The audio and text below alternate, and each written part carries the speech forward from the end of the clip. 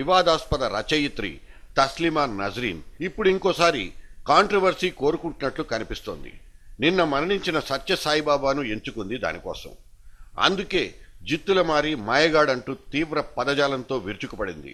86 సంవత్సరాల వయసులో చనిపోతే సహజమరణమే కనుక సచిన్ టెండూల్కర్ పుట్టపర్తికెళ్లి నివాళి ఘటించాల్సిన అవసరం లేదంటూ ఉచిత సలహా కూడా ఇచ్చేసింది. అయితే సచిన్ మాత్రం ఇటువంటి సలహాల్ని లెక్కలోకి తీసుకోకుండా కుల్వంత్ హాల్లో బాబా పార్థివ దేహాన్ని సందర్శించి కన్నీటి పర్యంతమయ్యాడు. ఎప్పుడూ నిబ్బరంగా కనిపించే మాస్టర్ తాను అమితంగా ఆరాధించే బాబా మృతిని భరించలేకపోయాడు. బిగ్ బి అమితాబ్ బచ్చన్ కూడా బాబా జ్ఞాపకాల్ని ట్విట్టర్లో గుర్తు చేసుకున్నారు. కూలీ సినిమా షూటింగ్లో గాయపడిన తనకు బాబా ఇచ్చిన విభూది నుంచే ఉపశమనం లభించిందంటూ బిగ్ బచ్చన్ రాసుకున్నాడు. కామన్వెల్త్ కుంభకోణంలో డొంకంతా కదులుతోంది. స్పీడ్ పెంచిన సిబిఐ మెయిన్ స్కామ్స్టర్ సురేష్ కల్మాడిని అరెస్ట్ చేసింది. కామన్వెల్త్ కాంట్రాక్టుల కేటాయింపుల్లోనూ క్వీన్స్ బాటన్ రిలే స్టేజింగ్లోనూ కిరికిరి చేశాడన్న ఆరోపణల మీద ఆర్గనైజింగ్ కమిటీ చైర్మన్గా చేసిన సురేష్ కల్మాడిని సిబిఐ చెరపట్టింది. 3 నెలల్లో 4 సార్లు విచారణ జరిపిన సిబిఐ అధికారులు లోతైన దర్యాప్తు కోసం కల్మాడిని అదుపులోకి తీసుకుంది. మంగళవారం కోర్టులో ప్రవేశపెడతారు. మొన్న టెలికాం మంత్రి రాజా, ఇప్పుడు Olympic committee chairman Suresh Kalmadi ఇలా ఒక్కరొక్కరుగా వివిఐపీలంతా జైలు పాలవడం సంచలనం సృష్టిస్తోంది. తిహార్ జైల్లో కొత్తగా ఎంట్రీ ఇస్తున్న ఈ కొత్త దొంగల నుంచి పాత ఖైదీలు అప్రమత్తంగా ఉంటున్నట్టు ట్విట్టర్లో సెటైరికల్ టాక్ నడుస్తోంది.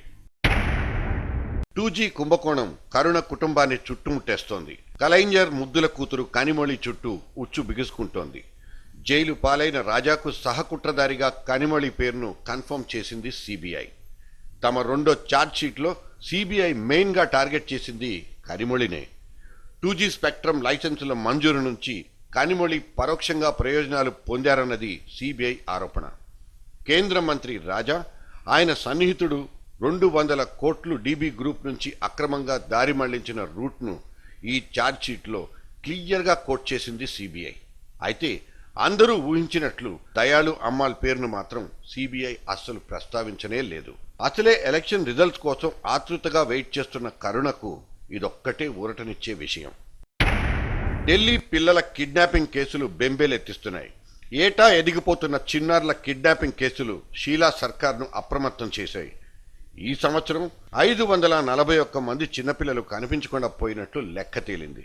అంటే సగటున రోజుకు మిస్ అవుతున్న పిల్లల సంఖ్య 5.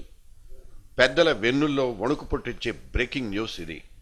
ఇంటి పని మనుషులే పిల్లల్ని కిడ్నాప్ చేస్తున్న దాఖలాలు ఢిల్లీలోనే ఎక్కువ. సిటీలో ఏదైనా బడా ముఠా సంచరిస్తోందా అన్న డౌట్తో హస్తిన పోలీసులు పహారా కాస్తున్నారు. జనం మాత్రం పక్కనున్న ప్రతి వాణ్ణి అనుమానపు చూపులతో వేధిస్తున్నారు. దట్స్ ఢిల్లీ. బ్లాక్ మనీ దొంగల్ని వేటాడాల్సిందేనన్న సుప్రీం హెచ్చరికలతో కేంద్రానికి మత్తు వదిలినట్లుంది. ఒక హై లెవెల్ ప్యానెల్ని నియమించి విదేశీ బ్యాంక్ అకౌంట్లలో సొమ్ము దాచుకుంటున్న నల్ల డబ్బుదారుల కూపీ లాగుతామని కేంద్రం సుప్రీంకోర్టుకు రిపోర్ట్ చేసింది. రెవెన్యూ సెక్రటరీ లీడ్ చేసే ఈ ప్యానెల్లో ఆర్బీఐ, సిబిఐ, ఎన్ఫోర్స్మెంట్ డైరెక్టర్ల నుంచి ఒక్కొక్క నామినేటెడ్ మెంబర్ ఉంటారు. అవసరాన్ని బట్టి హోం, రక్షణ, విదేశాంగ కార్యదర్శుల్ని కూడా వీళ్లు కన్సల్ట్ చేయొచ్చు. సో హసన్ అలీ ఫ్రెండ్స్ అందరూ ఒక్కరొక్కరుగా బయటకొస్తారనుకోవడం అత్యాశ మాత్రం కాదన్నమాట.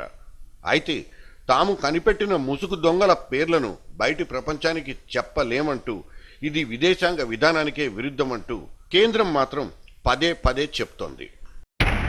మన రానా దగ్గుపాటి బాలీవుడ్లో నిలదొక్కునే సూచనలు కనిపిస్తున్నాయి. తొలి ఫిలిం దమ్మారో దమ్ అలా రిలీజ్ అయిందో లేదో ఇలా సెకండ్ ఛాన్స్ కొట్టేశాడు రానా. డిపార్ట్మెంట్ అనే రామ్ గోపాల్ వర్మ ప్రెస్టీజియస్ ప్రాజెక్టులో రానా ప్రామినెంట్ రోల్ ప్లే చేయబోతున్నాడు. ఈ ట్రిపుల్ స్టారర్ కోసం అమితాబ్, సంజయ్ దత్, అభిషేక్ బచ్చన్ని బుక్ చేసుకున్న రామ్ ఆ తర్వాత అభిషేక్ను తప్పించి ఆ ప్లేస్లో రానాకు ఛాన్స్ ఇచ్చాడు. నైస్ బియర్డ్, మంచి పొడగరి, స్టార్ బ్యాక్గ్రౌండ్, ఈ క్వాలిటీలే రానాకు ఛాన్సుల్ని వడ్డీ వారిస్తున్నాయి. గో రానా గో.